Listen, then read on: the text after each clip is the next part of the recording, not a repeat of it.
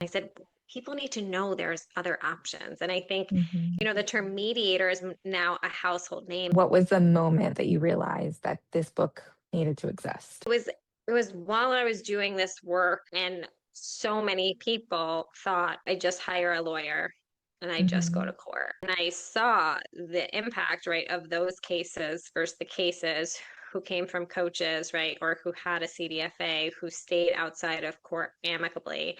Yeah. And I said, people need to know there's other options. And I think, Mhm. the term mediator is now a household name. And I want the term CDFA to become a household name and know that this resource exists. Oftentimes, when I meet people, what they say is like, where were you 10 years ago? I Right. could have used you, right? I regret things. I didn't realize what I was signing. Nobody explained this to me.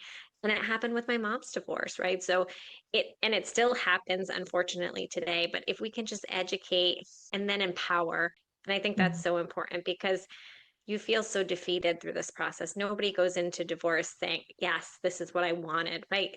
You're Right. defeated. And I feel like I am part of that rebuilding process. And it's super rewarding to me to sort of let them lean on me, know that I'm giving them the guidance that they need.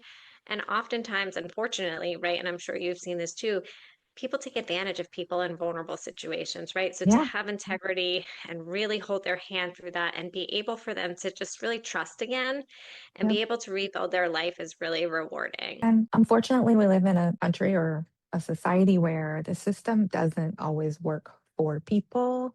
And so you need to have as many advocates in your corner as possible